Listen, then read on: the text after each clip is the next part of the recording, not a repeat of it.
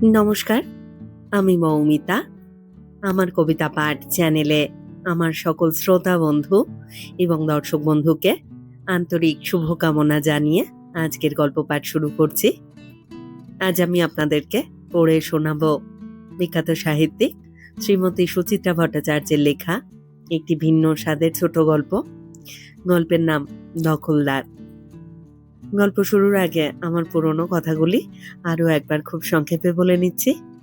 এই চ্যানেলে যারা আমার গল্প পাঠটি শুনছেন তাদের কাছে অনুরোধ, যদি আমার পাঠ এবং পরিবেশনা আপনাদের ভালো লাগে, যদি গল্পটি ভালো লাগে, একটি লাইক করবেন এবং গল্পটিকে আপনাদের প্রিয়জনের মধ্যে শেয়ার করে দেবেন। আর এখনো যারা চ্যানেলটি সাবস্ক্রাইব করেননি তারা অবশ্যই চ্যানেলটি সাবস্ক্রাইব করে আমার সাথে থেকে নিয়মিত শুনতে থাকুন নতুন নতুন বাংলা গল্প। সকলের কাছেই অনুরোধ, আপনারা বেল আইকনটি প্রেস করে নোটিফিকেশন অন করে রাখুন, যাতে প্রতিটি নতুন গল্প আপলোডের সাথে সাথে আপনাদের কাছে নোটিফিকেশন পৌঁছে যায়। আর কথা বাড়িয়ে সময় নষ্ট করছি না, শুরু করছি আজকের গল্প দখলদার।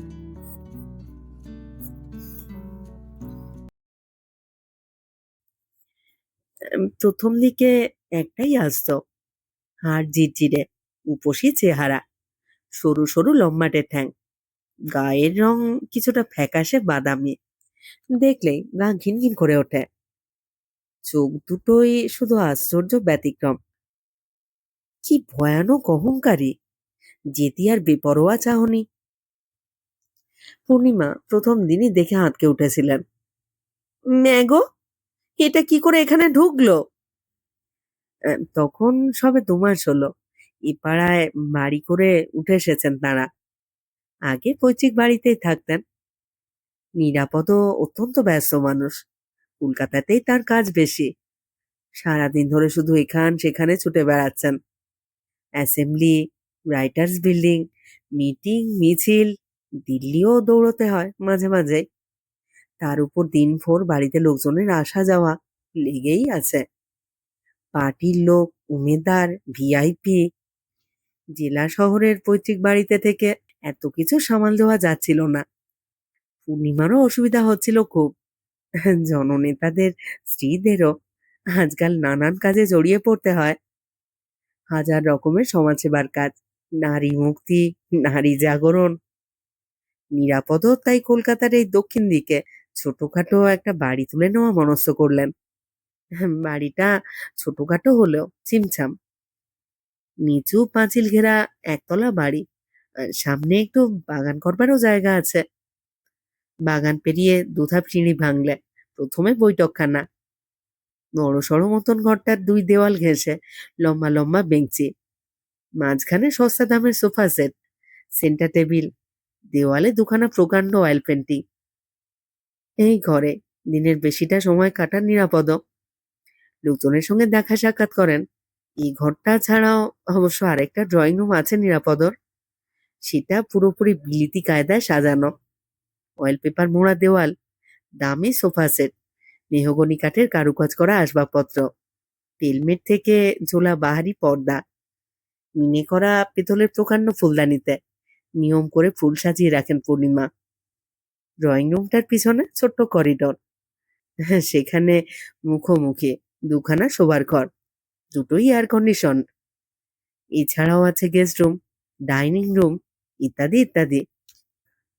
2টো শোবার ঘরের একটাতে থাকে নিরাপদ পূর্ণিমা, অন্যটা 2 ছেলের জন্য।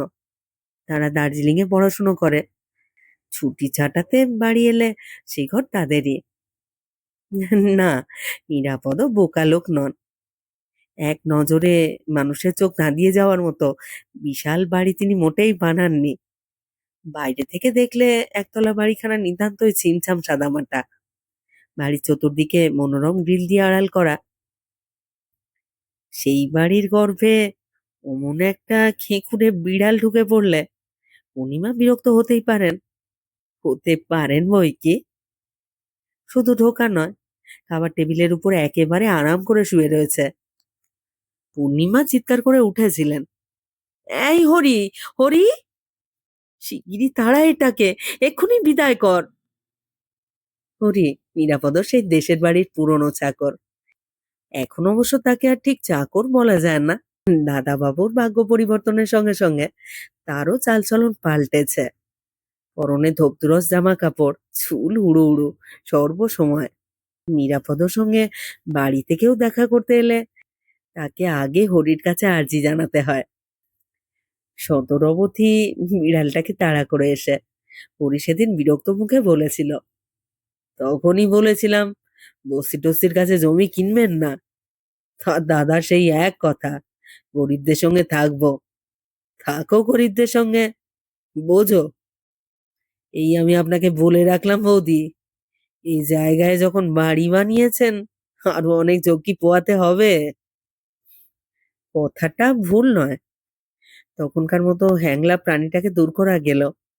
দেখা গেল সে আবারও আসছে, বারবার। সময় অসময় নেই। প্রথম দিকে একাই আসতো, তারপর কখনো একা, কখনো জোড়ায়, কখনো ছোট বড় ৩-৪ জনে মিলে। যেখানে সেখানে যখন তখন ঢুকে পড়ছে, রান্নাঘর, খাবার ঘর, এমনকি শোয়া বসার ঘরেও। আর সুযোগ পেলেই সাফ করে দিচ্ছে দুধরা মাছটা। রাত ভোর শুয়ে থাকছে দামি সোফা সেটের উপরে, ছেলেদের নরম বিছানায়। দেখলেই পূর্ণিমার গা কসকস করে ওঠে। সব কটারই কি মরকুটে চেহারা, গা ভর্তি ঘা, রোঁয়া ওঠা শরীর, খাই খাই করা ছাড়া আর কিছুই জানে না। নিরাপদও সারাদিনে নিঃশ্বাস ফেলবার সময় পান না। নতুন বাড়িতে এসে তার কাজকর্ম আরো বেড়েছে। হ্যাঁ, সকাল থেকে রাত যেন ঝড়ের আগে কেটে যায়। সকালে এক গ্লাস ফলের রস খেয়ে ঘন্টাখানেকের জন্য বৈঠকখানায় এসে বসেন। লোকের সঙ্গে কথাবার্তা সেরে স্নান খাওয়া করে ছুট। তারপর গোটা দিন ধরে শুধু কাজ আর কাজ, দেশের জন্য, দশের জন্য। সব সেরে বেশিরভাগ দিনই খাবার টেবিলে আসতে আসতে তার 10টা, 10:30 বেজে যায়। সংসারের খুঁটিনাটি খবর রাখবার সময় কোথায় তার? এর মধ্যে একদিন সকালে খাবার টেবিলে বসে বসে খবরের কাগজগুলোতে চোখ বোলাচ্ছেন। পূর্ণিমা জিজ্ঞাসা করলেন, হ্যাঁ গো, আজও কি হালকা ব্রেকফাস্ট করেই বেরোবে, নাকি হেভি কিছু দিতে বলবো? নিরাপদ উত্তরে বললেন, আজ আমার সম্পর্কে কাগজে কি লিখেছে দেখেছো? পূর্ণিমা স্বামীর হাত থেকে কাগজটা কেড়ে নিলেন। পরে দেখো, ফলের রসটা আগে খেয়ে নাও তো, খেয়ে নাও তো দেখি। কালকে স্টেটমেন্টটাকে কিভাবে ঘুরিয়ে লিখেছে দেখো। সবকটা রিপোর্টার শালা ২ নম্বরই। নিরাপদ টেবিল থেকে আরেকখানা কাগজ তুলে ছুঁড়ে মারলেন মেঝেতে। সঙ্গে সঙ্গে টেবিলের তলা থেকে মৃদু আর্তনাদ উঠেছে, মিয়াও। নিরাপদর হাত থেকে কিছুটা ফলের রস চলকে গেল। খুব বিরক্ত হলেন তিনি। এ, এই নোংরা ঘেউ বিড়ালটা এখানে কেন? পূর্ণিমা আলগা ঝাঁঝিয়ে উঠলেন। সংসারের কোনো খবরই তো রাখো না আজকাল। এই বাড়িতে কি ভীষণ বেড়ালের অত্যাচার শুরু হয়েছে জানো? তা কি জানো? বিড়ালের অত্যাচার? নিরাপদর চোখ গোল গোল হলো। এগুলো থাকে কোথায়? কোথায় আবার? তোমার ওই বস্তিতে? যা, যা, যা, যা। নিরাপদ চটি শুদ্ধ পা মাটিতে ঠুকলেন। বিড়ালটা একটুও নড়ল না। যেখানে ছিল সেখান থেকে করুণ গলায় আবার ডাকলো, মিয়াও। নিরাপদর এবারে একটু মায়া হলো। পূর্ণিমাকে বললেন, আহা, একটু দুধ টুধ দিয়ে দাও না, বেচারার বোধহয় খিদে পেয়েছে। থাক থাক, আর দরদ দেখিও না। একবার খেতে দিলেই একেবারে মাথায় চড়ে বসবে, আর রক্ষে থাকবে না। আহা, রাগ করো কেন? হাজার হোক মা ষষ্ঠীর জীব। বলে নিরাপদ একটা অদ্ভুত কাণ্ড করে বসলেন। ঝুঁকে পড়ে আলতো করে ছুঁতে গেলেন বিড়ালটাকে। পূর্ণিমা হা হা করে উঠলেন, আহা, করছো কি, করছো কি? ছুঁয়ো না, একদম ছোবে না বলছি। বিড়ালটা অবশ্য তার আগে সরে গেছে টেবিলের তলা থেকে। নিরাপদ পূর্ণিমার দিকে তাকিয়ে কান ঝাঁকালেন, ব্যাপার কি বলতো? সকাল থেকেই আজ এত মেজাজ গরম কেন? টুকু সুকু চিঠি আছে না বুঝি? থাক, তোমাকে আর ছেলের খবর নিতে হবে না। নিরাপদও হেসে ফেললেন। খুব রেগে আছো দেখছি। রাখবো না? ওই বিড়ালগুলোর অত্যাচারে আমার মাথা খারাপ হয়ে যাচ্ছে। রান্নাঘর থেকে শোভার মা সবে দুধ এনে টেবিলে রেখেছে। দেখো না, দেখো, সাপ। কাল গোটা ডাইনিং স্পেসটায় ইঁটো কাঁটা ছড়িয়ে, অসহ্য। নিরাপদও আবারও হাসলেন। আহা, এক কাজ করো না, সব কটাকে ধরে বস্তায় পুরে বাইরে কোথাও ছেড়ে দিয়ে আসতে বলো। সে চেষ্টা কি আর করা হয়নি? কি সাংঘাতিক ফেরোসাস ওগুলো, ভাবতেও পারবে না। মিটমিটে শয়তান এক একখানা। কাল সাবিত্রীর মার ছেলেটাকে যা বিশ্রীভাবে আঁচড়ে দিয়েছে, ওদের ধরা খুব কঠিন। সে কি? নিরাপদ এতক্ষণে ভয় পেলেন। বিড়ালের আঁচড় খুব খারাপ জিনিস। তাহলে আর বলছি কি, গোটা বাড়িতে এমন ভাবে ঘুরে বেড়ায় যেন। হুম, ভালো কথা নয়। বিড়াল খুব ইনফেকশাস প্রাণী। তাই তো ভয়ে মরছি। ছেলে দুটোরও ছুটি পড়তে আর বেশি দিন নেই।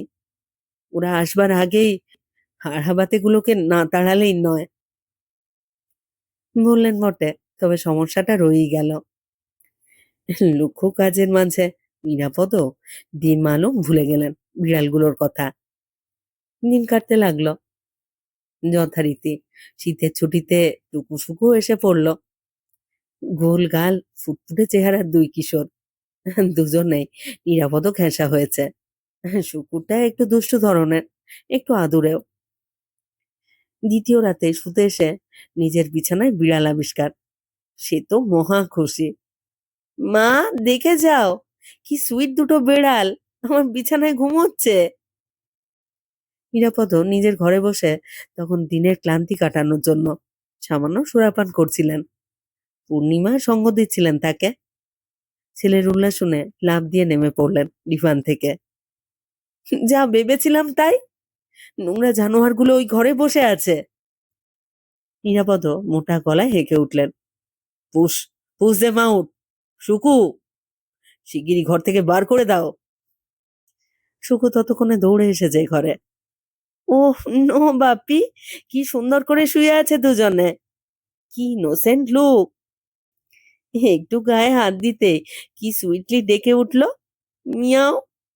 পুয়ার ক্যাট, ওদের কিছু একটু খেতে দিলে হয় না? পূর্ণিমা হিসিস করে উঠলেন। না শুকু, একদম ছোবে না ওদের, দে আর মোস্ট ডার্টি। নিরাপদ হাঁক ছাড়লেন। হরি, হরি, হরি গেল কোথায়? ওকে বলো এক্ষুনি বিড়াল দুটোকে বাইরে ফেলে দিয়ে আসতে। কয়েক সেকেন্ডের মধ্যেই হরি লাঠি নিয়ে ঢুকে পড়ল। আজ একটা নিকেশ কিছু করবেই। বিড়ালগুলোর জ্বালায় তাদেরও প্রাণ ওষ্ঠাগত হয়ে উঠেছে। হ্যাট হ্যাট হ্যাট, বেরো বেরো। লাঠি উঁচিয়ে তেড়ে গেল হরি। আশ্চর্য, অত বড় একটা লাঠি দেখেও বিন্দুমাত্র ঘাবড়ালো না বিড়াল দুটো। বিছানা থেকে নেমে খাটের তলায় সে দিয়ে গেল। টুকু বলে উঠল, আহ, কি করছো? ছেড়ে দাও না ওদের, থাক না যদি থাকতে চায়। শুকু উবু হয়ে বসে শীষ দিয়ে ডাকতে লাগলো দুজনকে। পূর্ণিমা দু হাতে মাথা চেপে ধরলেন। উফ, আমি পাগল হয়ে যাব। টুকু সুকু, সরে এসো, ওদের তাড়িয়ে দিতে দাও। কেন? তাড়াবে কেন? ওরা তো কিছু করেনি। করতে কতক্ষণ, করতে কতক্ষণ? পূর্ণিমা ছেলেকে খামচে ধরে নিজের কাছে টানলেন। একদম ইন্টেলিজেন্স দেবে না ওদের। হরি খাটের তলায় এলো পাথাড়ি লাঠি ঝালালো আবার। বিড়াল দুটো আরেক দিকে চলে গেল। একবার এদিকে যায় তো আর একবার ওদিকে। ঘর থেকে বের হয়ে না কিছুতেই। হই হই শোরগোল পড়ে গেছে। হট্টগোলে নিরাপদ নেশা প্রায় কেটে যাওয়া জোগাড়। নেশার ঘোরে পূর্ণিমার আর্তনাদ শুনতে পাচ্ছেন তিনি। টুকু সুকু, সরে এসো বলছি, যে কোনো সময় ওরা খামচে দিতে পারে। নিরাপদ হৃৎপিণ্ডটা হঠাৎই কেমন ধড়ফড় করে উঠল। এখনো কাউকে বলেননি তিনি, এমনকি পূর্ণিমাকেও না। আজকাল মাঝে মাঝে একটা ভৌতিক টেলিফোন পাচ্ছেন, ঘোস্ট কল। আবার ওরা বেড়ে উঠেছে মনে হয়। মাঝে মাঝে ফোন করে শাসাচ্ছে তাকে, বেপরোয়া স্বরে। আচমকা সবাইকে অবাক করে দিয়ে নিরাপদ গলা ফাটিয়ে চেঁচিয়ে উঠলেন, লাথি মেরে বের করে দাও ওগুলোকে, মেরে ফেলো, পিটিয়ে মারো। টলমলো পায়ে ছেলেদের ঘরে চলে এসেছেন তিনিও। হরির হাত থেকে লাঠি কেড়ে নিয়ে খোঁচা মেরেছেন বাদামি বিড়ালটার গায়ে। বিড়ালটাও ফোঁস করে উঠেছে সঙ্গে সঙ্গে।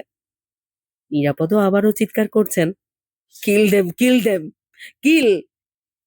বলতে বলতে মাথাটা দুলে গেল কেমন। থমকে দাঁড়িয়ে নিজের বুকটাকে খামচে ধরেছেন। এই শীতেও ঘামছেন দরদর করে। পূর্ণিমা দৌড়ে এসে ধরে ফেললেন তাকে।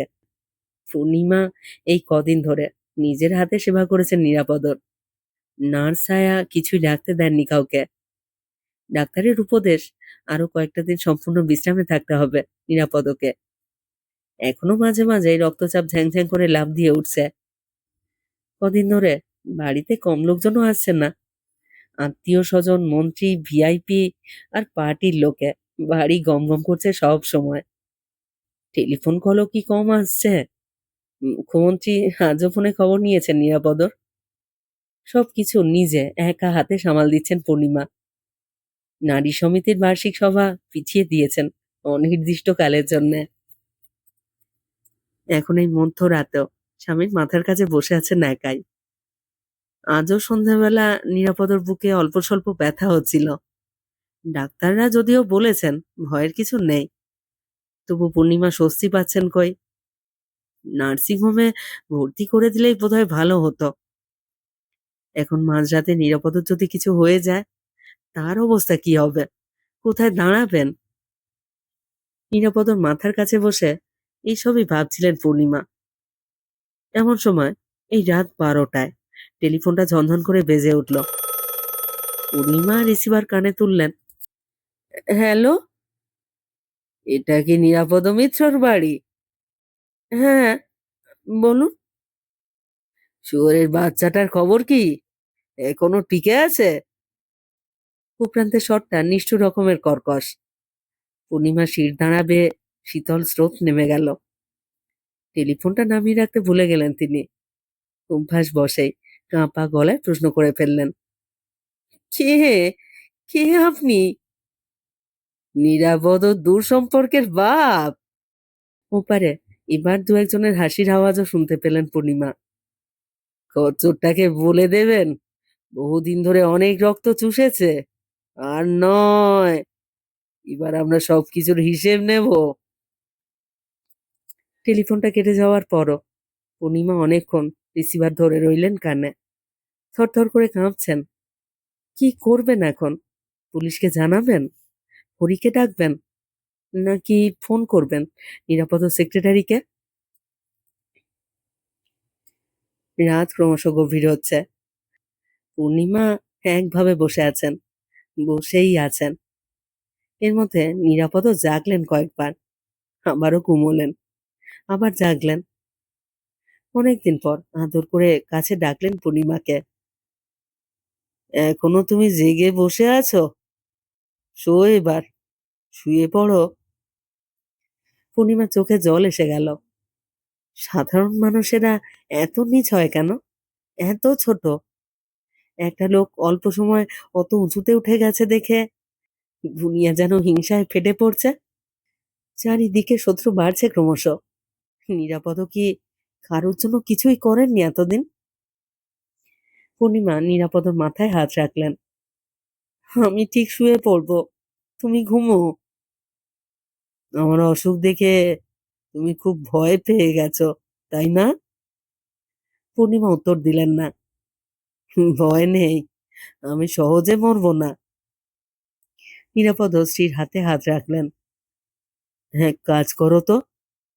আমার মাথার তলায় গদির নিচে কিছু টাকা রাখা আছে, তুলে লকারে রেখে দাও। পূর্ণিমা অনেকক্ষণ পর কথা বললেন। ধরা গলায় জিজ্ঞাসা করলেন, কিসের টাকা? ও একটা টাকা সন্ধেবেলা দানু দিয়ে গেছে। দানু মানে দানু ঘোষ, নিরাপদ সেক্রেটারি, নিরাপদর টান হাত। পূর্ণিমা ভুরু কোঁচকালেন। তাই? তুমি কদিন ধরে দানু দানু করছো? নিরাপদ চুপ। কত আছে? আছে, তা আছে বেশ কিছু। নিরাপদ রোমশ হাত পূর্ণিমার ভারী কোমর জড়িয়ে ধরল। যাও যাও, তুলে রাখো। পূর্ণিমা টেলিফোনের কর্কশ স্বরটা নিজের ভেতরে স্পষ্ট শুনতে পাচ্ছেন। কথা বলতে গিয়ে গলা ঘড়ঘড় করে উঠল। কিসের টাকা? বলবে না আমাকে? নিরাপদ পূর্ণিমার কোমরে আলগা চাপ দিলেন। তুমি সবই জানো। তোমার কাছে কোনো কাজ কি গোপন করেছি কোনোদিন? তবু খুলে বলো। খুলে কি সব বলা যায়? সব কথা খুলে বলতে নেই। হ্যাঁ, তো বুদ্ধিমতী তুমি, আর এটুকু বোঝো না? নিরাপদর গলায় আদর ঝরে পড়ল। আর তখনই হঠাৎ অন্ধকারে দপ করে জ্বলে উঠল চোখ জোড়া। ভয়ঙ্কর তেজি, অথচ ঠান্ডা, নিস্পৃহ চোখ। বেপরোয়া, ধারালো, অথচ ক্ষুধার্ত চোখ। ওটা কি একটাই বিড়াল, নাকি ওর পিছনে আরো কয়েকটা আছে পরপর, সারিবদ্ধভাবে? অন্ধকারে বোঝা যাচ্ছে না। পূর্ণিমা নিথর হয়ে গেলেন।